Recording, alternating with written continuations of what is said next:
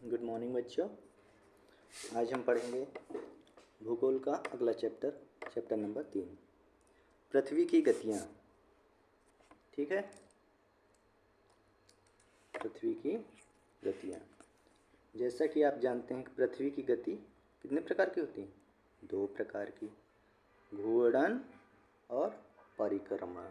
ठीक है, पृथ्वी का अपने अक्ष पर मतलब स्वयं अगर घूम रही है तो क्या घूर्णन कहलाता है। ठीक है, घूर्णन, अपने अक्ष पर घूमना घूर्णन कहलाना। जैसे ये देखिए इसमें बना है, एरो बने हैं ना, ये अपने अक्ष पर घूमना घूर्णन कहलाता है। और यही पृथ्वी सूर्य के चारों ओर चक्कर लगाएगी स्थिर कक्षा में। ठीक, अपनी कक्षा में। तो पृथ्वी की इस गति को क्या कहते हैं? परिक्रमण कहते हैं। पृथ्वी का अक्ष एक क्या है? काल्पनिक रेखा जो इसके कक्षीय सतह से 66 सही 1/2 का कोण बनाती है। ठीक है, वह समतल जो कक्ष के द्वारा बनाया जाता है उसे क्या कक्षीय समतल कहते हैं। पृथ्वी सूर्य के प्रकाश प्राप्त करती है, पृथ्वी सूर्य से प्रकाश प्राप्त करती है। पृथ्वी का आकार क्या है? गोले के समान है, इसलिए एक समय में सिर्फ क्या है इसके आधे भाग पर ही सूर्य की रोशनी पड़ती। कोई बॉल लीजिए या फुटबॉल लीजिए, उसको दिन के समय सूर्य की तरफ दिखाइए तो एक ही तरफ सूर्य का प्रकाश पड़ेगा, एक तरफ नहीं पड़ेगा।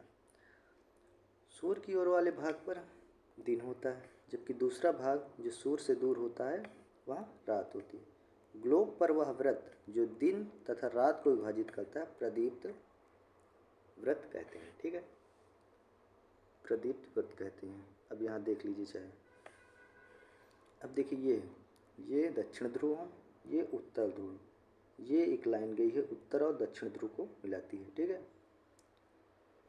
और ये कक्षीय समतल है, ये जो लंबवत ऐसे ऐसे है ये कक्षीय समतल है। ठीक है, अब पृथ्वी के कक्षीय समतल पर ये लंब है और ये कक्षीय समतल है, ये कक्षीय समतल ये है। ठीक है, और ये कितना, ये जो है कक्षीय समतल से 23.5 डिग्री का कोण बनाती है और इधर वाला 66.5 डिग्री। ठीक है, तो पृथ्वी अपने अक्ष पर कितना झुका है? 23.5 डिग्री।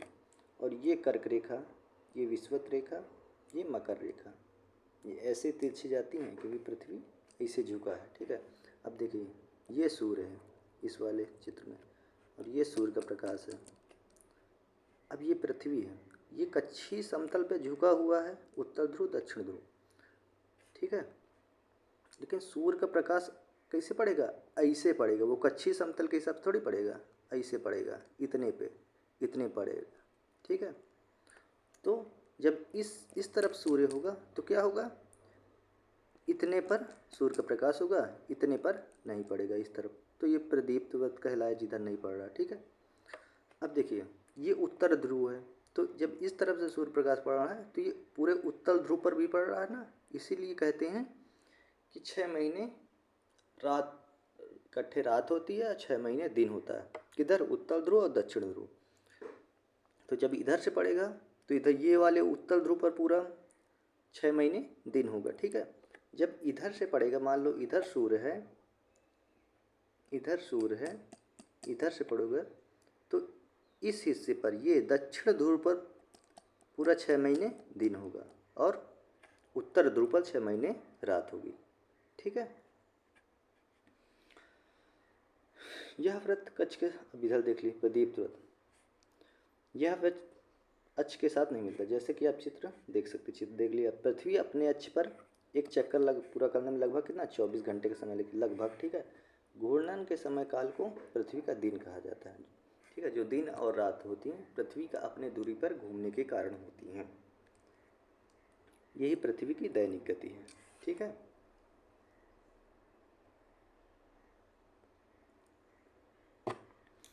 अब देखिएगा ये लड़की क्या बता रही है। प्राचीन भारतीय खगोल शास्त्री कौन थे? आर्यभट्ट ने बताया था। इन्होंने पहले ही बताया था पृथ्वी गोल है और अपने अक्ष पर घूर्णन घूमती है। ठीक है, इधर देखिए, अगर पृथ्वी घूर्णन नहीं करती तो क्या होता? तो या तो दिन ही दिन होता या तो रात ही रात होती। सूर्य के तरफ वाले भाग पर क्या हो? पृथ्वी के भाग में हमेशा दिन होता है, इसके कारण उस भाग में क्या है, गर्मी लगातार पड़ती है, तो जीवन संभव नहीं होता। दूसरे भाग में हमेशा अंधेरा हो रहेगा, ठीक है, और पूरे समय ठंड पड़ेगी। इस तरह की अवस्था में जीवन संभव नहीं हो पाएगा। पृथ्वी की दूसरी गति क्या है, जो सूर्य के चारों ओर कक्ष में घूमती है, उसे क्या, परिक्रमण कहा जाता है। पृथ्वी एक वर्ष में 365 और 1/4 दिन में सूर्य का चक्कर लगाती है। और नॉर्मली क्या 365 दिन मानते हैं, और 4 साल में वो जो 1/4 दिन होता है उसको जोड़ लेते हैं, 6 घंटे को इसमें नहीं जोड़ते, लेकिन 4 साल में जोड़ते हैं, वही 6 चौको 24, 24 घंटा हो गया, तो लीप ईयर हो गया, ठीक है। अब ये चित्र पहले समझ लीजिए। अब ये सूर्य है, ठीक है, ये पृथ्वी की स्थितियाँ हैं। तो समझने के लिए हम लोग कहाँ शुरू करेंगे, अपने यहाँ शुरू करेंगे 21 जून से शुरू कर लीजिए, ठीक है, 21 जून ज़्यादा याद रहेगा। अब देखिए 21 जून को क्या, उत्तरायणांत। यहाँ उत्तरी गोलार्ध में क्या, ग्रीष्म ऋतु। हमारे यहाँ 21 जून के आसपास क्या, गर्मी रहती है। और उसी समय दक्षिणी गोलार्ध में शीत ऋतु होगा। और इसी का अपोजिट 22 दिसंबर, इसे दक्षिणायनांत कहते हैं। जिधर बड़ा दिन होगा उसे उत्तरी अयनांत। अब इधर दक्षिणायनांत में क्या है, इसमें बड़ा दिन कहाँ होगा, दक्षिणी गोलार्ध में। दक्षिणी गोलार्ध में ग्रीष्म ऋतु, उत्तरी गोलार्ध में शीत ऋतु, ठीक है। इस सूर्य का प्रकाश देखो इतने भाग में पड़ रहा है, ये इतने इस साइड उत्तरी अयनांत पे, और इधर 22 दिसंबर को इस हिस्से में पड़ रहा है, ठीक है, आधा। तो जब इधर उत्तरी अयनांत पे पड़ रहा है तो ये उत्तर ध्रुव पूरा 6 महीने दिन होगा। और इधर दक्षिण अयनांत में यहाँ क्या होगा, यहाँ दक्षिण ध्रुव पूरा दिन होगा 6 महीने, ठीक है। अब इधर देखिए विषु 21 मार्च 21 मार्च 21 मार्च क्या है, बसंत ऋतु। अपने यहाँ बसंत ऋतु शुरू होती है, ठीक है। उत्तरी ध्रुव में क्या है, बसंत ऋतु। दक्षिणी ध्रुव में शरद ऋतु हो जाएगी, ठीक है। इसका अपोजिट नीचे देख लीजिए, 23 सितंबर को भी विषु कल आएगा। दिन और रात, इस देखो ये दोनों स्थिति में दिन और रात बराबर होते हैं, ठीक है, क्योंकि सूर्य की किरणें के यहाँ, ये मान लो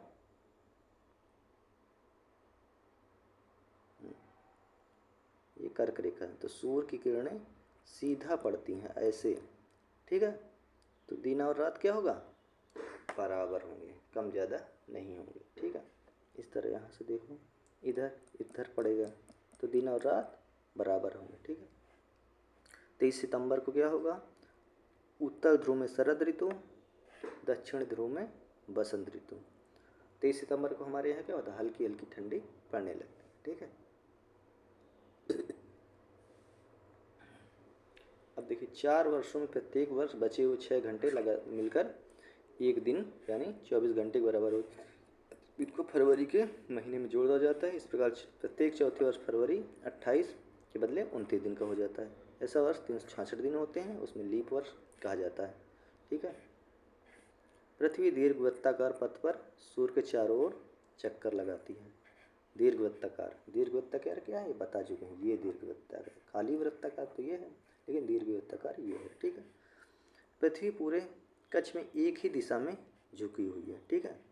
ये देखिए पृथ्वी ऐसे ही झुकी हुई 30.5 डिग्री, समयाई से चित्र बनेगा चारों ओर। देखिए समानता एक वर्ष में गर्मी, सर्दी, बसंत, शरद ऋतु में बांटा जाता है। अभी ऋतुओं में आप देख लीजिए, गर्मी हो गई, बसंत हो गई और शरद ऋतु में अपने यहाँ क्या 21 जून गर्मी, 23 सितंबर शरद, अब 22 दिसंबर क्या है, 22 दिसंबर सर्दी हो गई और बसंत हो गया मार्च को, 21 मार्च, ठीक है।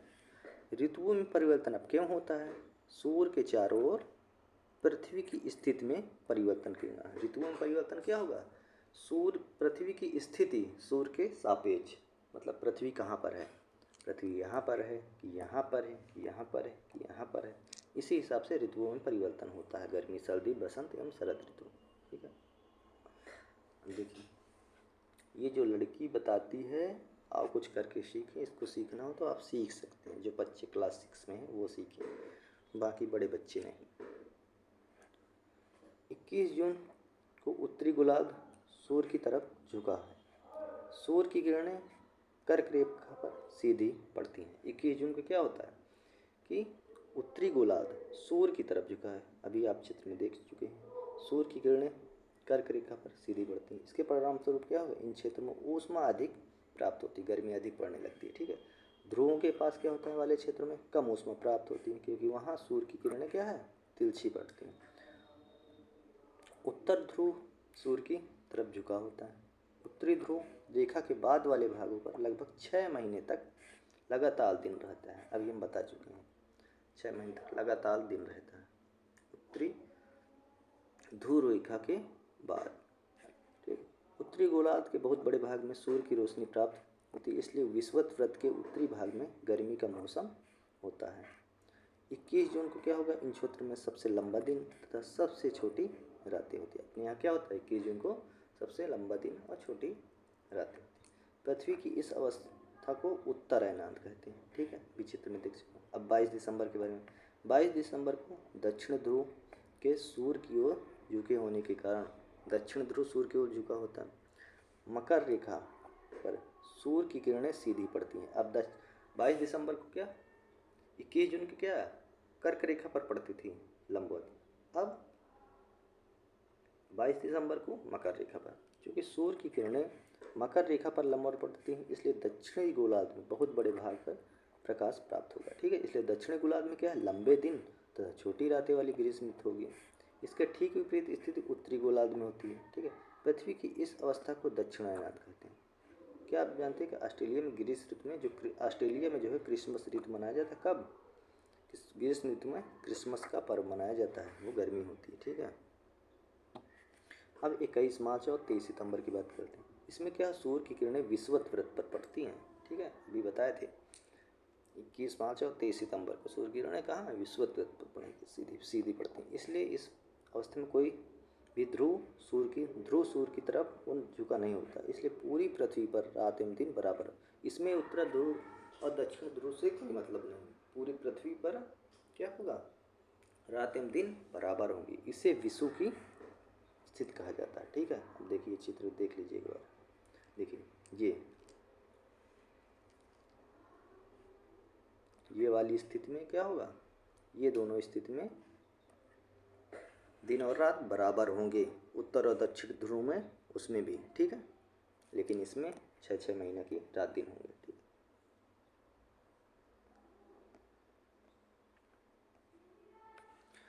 23 सितंबर को उत्तरी गोलार्ध में शरद ऋतु होती है, जबकि दक्षिणी गोलार्ध में क्या होगा, बसंत ऋतु। 21 मार्च को स्थिति इसके विपरीत हो जाएगी। ठीक है, उत्तरी गोलार्ध में बसंत ऋतु तथा दक्षिणी गोलार्ध में शरद ऋतु। इस प्रकार स्पष्ट है कि पृथ्वी के घूर्णन एवं परिक्रमण के कारण क्या है, घूर्णन के कारण क्या है, दिन और रात, और परिक्रमण के कारण ऋतुओं में परिवर्तन। ये चैप्टर समाप्त होते हुए अब देखिए क्वेश्चन कर लें। पृथ्वी के अक्ष का झुकाव कोण क्या है, पृथ्वी के अक्ष का झुकाव कोण क्या है,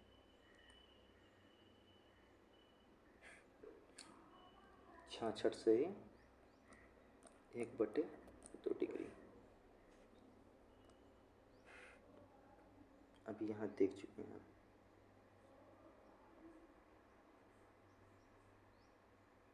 देखिए पृथ्वी के अक्ष कल्प इसके कच्ची सतह से 66, कच्ची सतह से कितना, 66 से 1/2 का कोण बनाती है। ठीक है, ये 66।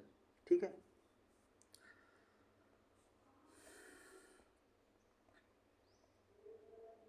छाछठ से 1/2। घूर्णन एवं परिक्रमण को परिभाषित कीजिए। इसमें क्या लिखेंगे, पृथ्वी का अपने अक्ष पर घूमना घूर्णन, और पृथ्वी का सूर्य के चारों ओर चक्कर लगाना परिक्रमण कहलाता है। घूर्णन के कारण दिन और रात होती हैं, परिक्रमण के कारण ऋतु में परिवर्तन होता है। लीप वर्ष क्या है, ऐसा वर्ष जिसमें 366 दिन होता है, उसे लीप वर्ष कहते हैं। बस इतना लिख दो, हो गया। प्रत्येक 4 वर्ष, लीप वर्ष कब होता है? प्रत्येक 4 वर्ष में, ठीक है। उत्तर एवं दक्षिण अयनांतों में अंतर बताइए। उत्तर और दक्षिण अयनांत में आपको अंतर बताना है, ठीक है। उत्तर अयनांत में क्या होगा? उत्तर अयनांत में उत्तर ध्रुव में क्या होगा? उत्तरी गोलार्ध में ग्रीष्म ऋतु, दक्षिणी गोलार्ध में शीत ऋतु, ठीक है। उत्तर अयनांत में क्या होगा? उत्तरी गोलार्ध में ग्रीष्म ऋतु, दक्षिणी गोलार्ध में शीत ऋतु। इसमें क्या होगा? उत्तरी गोलार्ध में 6 महीने दिन और दक्षिणी गोलार्ध में 6 महीने रातें, इतना लिख लेना। और इसी तरह दक्षिणी गोलार्ध के बारे में लिख लेना, ठीक है। दक्षिण अयनांत में 22 दिसंबर, इसका अपोजिट 22 दिसंबर। उत्तरी गोलार्ध में शीत ऋतु और 6 महीने रात, और दक्षिणी गोलार्ध में ग्रीष्म ऋतु 6 महीने दिन होगा, ठीक है। विषुव क्या है? विषुव जिसमें सूर्य की किरणें विषुवत रेखा पर लंबवत पड़ती हैं, जिसमें दिन और रात बराबर होते हैं, कोई भी ध्रुव सूर्य की तरफ झुका नहीं होता है, ठीक है। अब दक्षिण गोलार्ध में उत्तरी गोलार्ध की अपेक्षा उत्तर एवं दक्षिण का अयनांत अलग अलग समय में क्यों होता है? अब ये बताओ, दक्षिणी गोलार्ध में जो है उत्तरी गोलार्ध की अपेक्षा उत्तर एवं दक्षिण का अयनांत अलग अलग समय में क्यों होता है? पृथ्वी की स्थिति में परिवर्तन के कारण, पृथ्वी की सूर्य के सापेक्ष पृथ्वी की स्थिति में परिवर्तन के कारण क्या होता है? दक्षिणी गोलार्ध में उत्तरी गोलार्ध की अपेक्षा उत्तर एवं दक्षिण का अयनांत अलग अलग समय में होता है। ध्रुवों पर लगभग 6 महीने का दिन एवं 6 महीने की रात क्यों होती हैं? ये भी बता देना। पृथ्वी के अक्ष का झुकाव के कारण, पृथ्वी अपने अक्ष पर झुकी है, इसलिए दिन और रातें होती हैं। ये आप लोग पढ़ के कर लीजिएगा। पृथ्वी की सूर्य के चारों ओर गति को कहा जाता है? पृथ्वी की सूर्य के चारों ओर गति को क्या कहा जाता है? परिक्रमण कहा जाता है। सूर्य की सीधी किरणें विषुवत वृत्त पर किस दिन को पड़ती हैं? अब बता चुके हैं, 22 दिसंबर। 22 दिसंबर नहीं है, 21 मार्च होगा। 23 सितंबर 21 मार्च, 23 सितंबर 21 मार्च को होगा।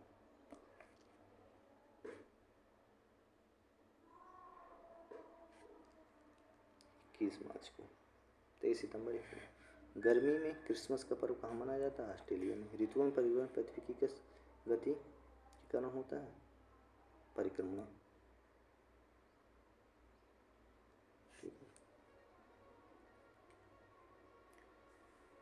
एक लीप वर्ष में दिनों की संख्या 366। पृथ्वी की प्रतिदिन की गति को क्या कहता है? घूर्णन। घूर्णन। पृथ्वी सूर्य के चारों ओर स्थिर कक्षा में घूमती है। अपनी स्थिर कक्षा है, स्थिर कक्षा में, स्थिर कक्षा में दीर्घवृत्ताकार, ठीक, पथ पर। 21 जून को सूर्य की किरणें कहाँ पड़ती हैं? कर्क रेखा पर पड़ेंगी।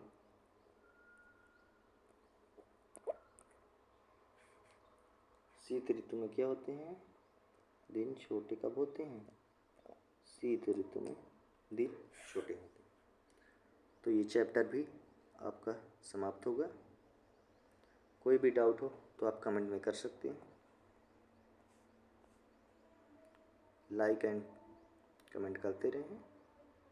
चैनल को सब्सक्राइब भी करें अगर आपको अच्छा लगे। तो जय हिंद। क्लास समाप्त होती हुई